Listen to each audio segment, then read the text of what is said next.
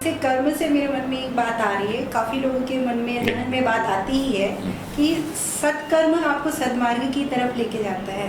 लेकिन आज देखते हैं कई लोगों का प्रश्न रहता है कि वो व्यक्ति ऐसा कार्य कर रहा है, मतलब बुरा कार्य कर रहा है, लेकिन उसे बहुत सुख प्राप्त हो रहा है। मैं तो बहुत अच्छा कार्य कर रहा हूँ, भला कार्य कर रहा हूँ, सत्कर्म कर रहा हूँ, फिर मैं इतने दुख क्यों भोग रहा हूँ? तो ये इसका क्या कारण है? यहाँ भी कर्म का ही महत्व है जी। पुनर्जन्मवादी संस्कृति है हमारी, रीबर्थ को मानते हैं हम जी। हो सकता है उसने पहले अच्छे कर्म किए हैं, आज ऐसा जीवन जीते हुए फिर भी सुख का उसको साधन मिल रहे हैं।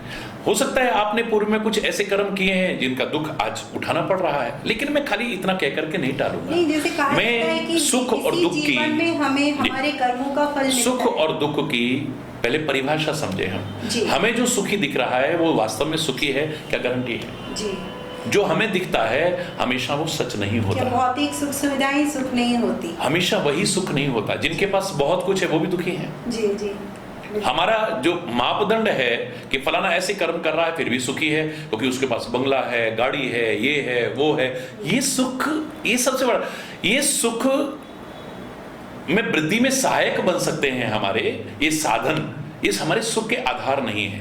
जिनके पास इतनी बहुतायत में है वो भी दुखी देखे गए हैं।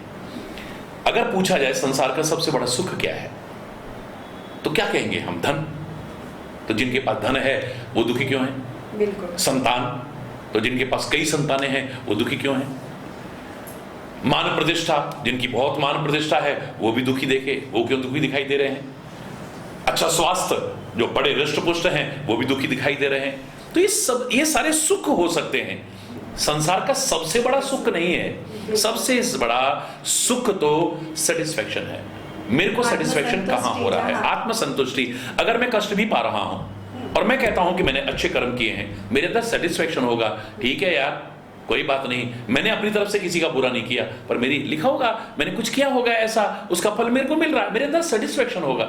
ये जो अधूरे लोग होते हैं वो ऐसी बातें करते हैं, बिल्कुल सही। कि फलाना ऐसे कर्म कर रहा है। याद रखना, असत्य की, अधर्म की, बुराई की नाव चलती हुई चाहे प्रतीत हो लेकिन एक दिन डूबेगी, और अच्छाई की, सत्य की और धर्म की नाव डगमगाती चाहे लगे लेकिन एक दिन किनारे अवश्य लगेगी।